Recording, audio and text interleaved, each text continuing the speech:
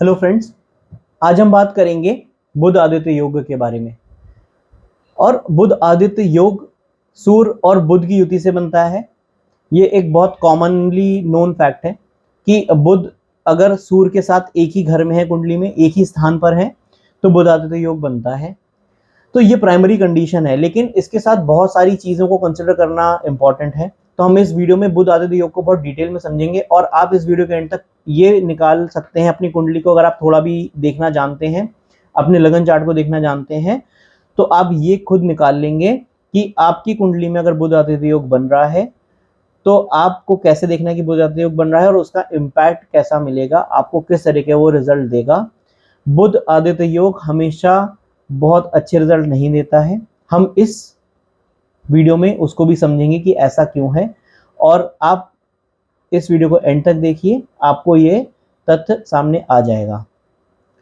आप अगर मेरे चैनल के लिए नए हैं, आप इसको सब्सक्राइब करिए, मेरे वीडियो को लाइक करिए अगर आपको अच्छा लगे, और बेल आइकन दबाना ना भूलें, जिससे आपको मेरा वीडियो हमेशा सबसे पहले मिले देखने को और आप इसे मिस ना करें। बुध आदित्य योग की बात करते हैं। बुध आदित्य योग, जैसा कि हमने कहा कि प्राइमरी कंडीशन जो है, सबसे बेसिक जो रूल है, अगर सूर्य और बुध एक राशि में आ जाएं तो बुध आदित्य योग बन जाता है। ये एक फैक्ट हुआ। लेकिन क्या आप जानते हैं कि बुध और सूर्य की जो डिग्री है, पूरे 360 डिग्री के जो हमारे ओवरऑल ज़ोडिएक है, उसमें वो 28 डिग्री से ज़्यादा दूर नहीं हो सकते। इसका मतलब है 60-70% केसेस में कम से कम सूर्य और बुध हमेशा एक ही राशि में होते हैं। तो क्या 60-70% लोगों को हमेशा ये बहुत शुभ फल देगा?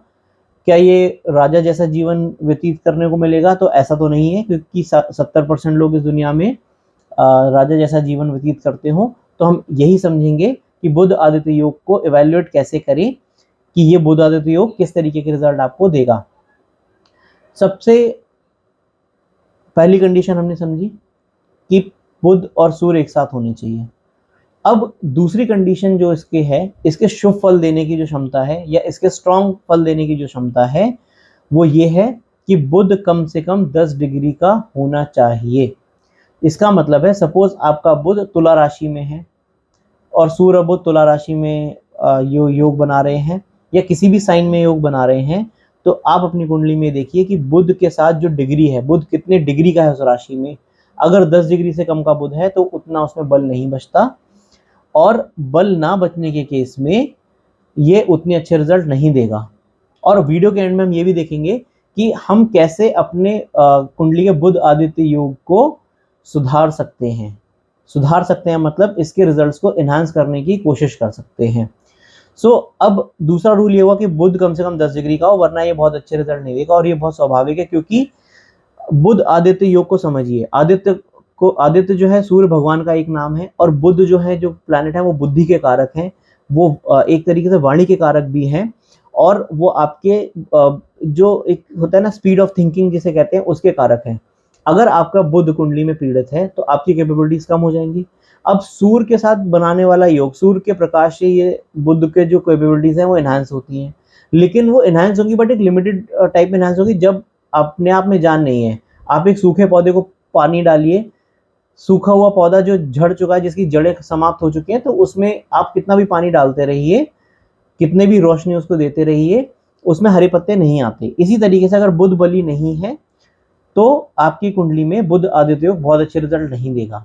तीसरा जो केस है, हमें ये कंसिडर करना चाहिए कि बुध अस्त है या नहीं। अब बहुत लोगों का क्वेश्चन होता है कि मेरी कुंडली में बुध अस्त है क्या, और सूर्य के साथ बैठे हुए हैं, 10 डिग्री से ज्यादा के हैं बुध सपोज, तो क्या ये बुध आदित्य योग है? जी हाँ, ये बिल्कुल बुध आदित्य योग है। बुध अस्त होने के जो परिणाम हैं वो अलग भोगने को मिलेंगे। वो अगर आपकी कुंडली में बुध अस्त है तो वहां पर कुछ डिफरेंट रिजल्ट मिलेंगे, डिफरेंट डायमेंशन में मिलेंगे। लेकिन ये बुध आदित्य योग है, ये आपका बहुत स्ट्रांग बुध आदित्य योग है, क्योंकि सूर्य से बहुत क्लोज बुध आ चुका है, और आपकी जो लॉजिकल कैपेबिलिटी, आपकी जो सोचने की क्षमता है, वो बढ़ जाएगी। अब अस्त होने से नेगेटिविटी क्या मिलेगी कि आप हो सकता है चीजों को ओवरथिंक करें। आप सोचते बहुत ज्यादा है, लेकिन आप इतना सोच लें कि वो आपके डिप्रेशन या बीपी का कारण बन जाएगा। लेकिन आपकी लॉजिकल थिंकिंग तो एनहांस रहेगी। आप अगर जो मैथमेटिक्स कैलकुलेशन तेज करते हैं, आप पजल सॉल्व और बहुत जल्दी करेंगे।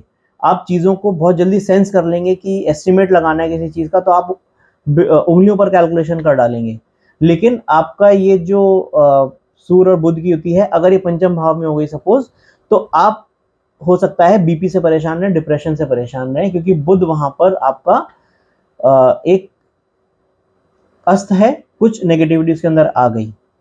और बुध को कई लोग कहते हैं अस्त का दोष नहीं लगता, वो इसीलिए कहते हैं क्योंकि बुध आदित्य योग से हमें पॉजिटिविटी भी मिल रही है, सोचने की क्षमता मिल रही है। आप चीज़ों को बैलेंस आउट करिए, कुंडली में कंपेयर करिए, तो आपको उस तरीके के रिजल्ट्स सामने आ जाएंगे कि ओवरऑल नेट रिजल्ट क्या है। तो नेट रिजल्ट में बुध को अस्त का दोष तो लगता है, लेकिन बुध आदित्य योग से ये बैलेंस आउट हो रहा है।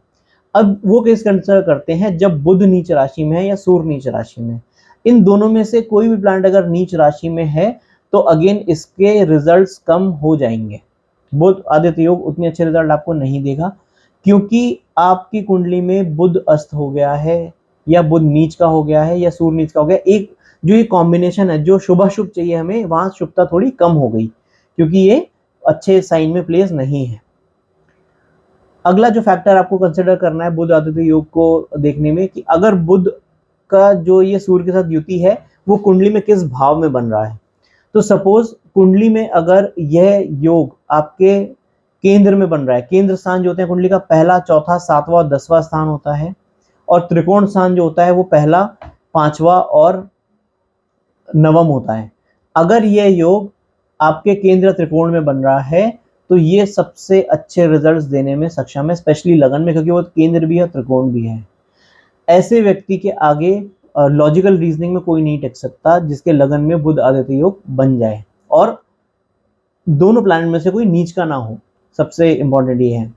सो अगर अब आपको देखना है कि केंद्र त्रिकोण में बहुत अच्छे रिजल्ट देगा, तो ये एक तरीके का धन योग भी बनाएगा, क्योंकि पंचम भाव में अगर कुछ बन रहा है, सप्तम में कुछ बन रहा है, या नवम में कुछ बन रहा है, ये सारे केंद्र त्रिकोण स्थानों में से एक है, या लगन में कोई बन रहा है, सो इससे धन भी देखा जाता है, और ये एक टाइप का राजयोग भी बनाता है। क्योंकि आप ऐसे सोचिए कि आपकी कुंडली में सपोज जो बुध है वो केंद्र का स्वामी हो जाए, त्रिकोण का स्वामी हो जाए, यानी कि मान लीजिए पंचम भाव का स्वामी बुध है, और ये केंद्र में आकर ये दोनों प्लैनेट्स बैठ जाएं, तो ये अपने आप में एक राजयोग बन जाएगा, और सूर्य की पावर मिलेगी तो ये और सशक्त रिजल्ट देगा। सो कुंडली के अब नेगेटिव भाव की बात करते हैं कि कहां पर यह योग अपनी क्षमता लूज कर देता है। कुंडली का तीसरा भाव, छठा भाव, 8वां भाव और 12वां भाव, अगर यहां पर यह योग बन रहा है तो ये इसके रिजल्ट एकदम लो हो जाते हैं। ऐसा इंसान मैथ्स पढ़ते पढ़ते छोड़ देगा, क्योंकि योग बन रहा है, मैथ्स में स्ट्रांग हो सकता है, बट मैथ्स उसके एक घबराहट अंदर से पैदा हो जाएगी। सपोज अष्टम में है तो एक सडन घबराहट सी मैथ्स को देखकर होने लगेगी। सो बुध आदित्य योग है, लॉजिकल कैपेबिलिटी अच्छी है, रीजनिंग अच्छी है, लेकिन आप मैथ्स की फील्ड में जाएंगे ही नहीं। हो सकता है कोई बैंक का एग्जाम, इन सब चीज़ों को करने की आपकी इच्छा हो, क्षमता हो, लेकिन आप वो कर ही ना पाए, तो जीवन में उस तरीके के रिजल्ट ये देगा। लॉजिकल कैपेबिलिटी अभी भी है, सब कुछ बढ़िया, बुध 10 डिग्री का है, योग बन रहा है, लेकिन आप उस मैथ्स की फील्ड में आप अपने पराक्रम को दिखा ही नहीं पाएंगे। सो इस तरीके के रिजल्ट्स बुध आदित्य योग के होते हैं। अब आते हैं इस योग को अगर हमें इनहांस करना है, तो सपोज अब इनहांस करने के लिए, यानी इसके काइंड ऑफ उपाय कह लीजिए कि जहां पर हमें इसकी क्षमता बढ़ानी है, तो पहला केस वो आता है जहां पर बुध पीड़ित है। सपोज अस्त है बुध, या फिर बुध 10 डिग्री से कम का बुध निर्बली है। आप बुध के उपाय करिए, आप गाय को चारा खिलाइए, आप बुध की पूजा करिए, बुध देव के मंत्र का जाप करिए, या जो भी आपको बुध को एनहांस करना है उसका स्टोन पहनिए, वो करिए। लेकिन आप इसको किसी से कंसल्ट कर ही पहनिए, क्योंकि और भी चीजें कुंडली में देखी जाती हैं। तो आप बुध को थोड़ा सा एनहांस करिए सबसे पहले। तो ये तो हो गया एक जनरल रूल कि उससे आपकी कुंडली में बुध आदित्य योग को बल मिलेगा।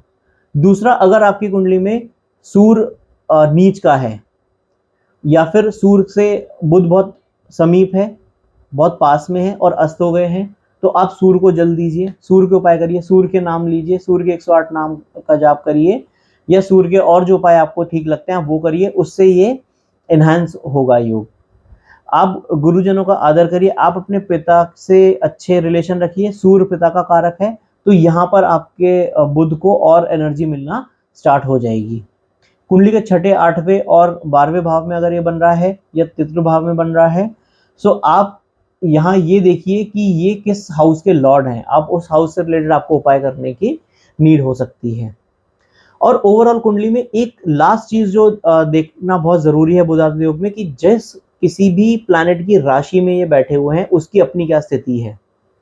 सपोज बुध और सूर्य जो है वो बैठे हुए हैं गुरु की राशि में, यानी 9 नंबर राशि में दोनों बैठे हुए हैं।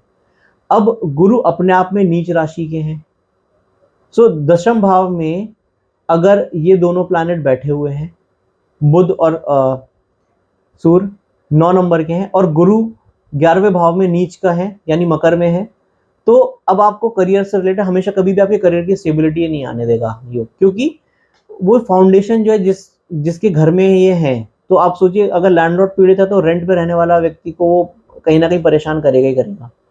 और यही गुरु अगर उच्च के होकर पंचम में आ जाते तो वहां पर ये एकदम से ऐसे रिजल्ट देते कि ऐसी जॉब इंसान को मिल जाए जो उसने जीवन में कभी ना सोची हो।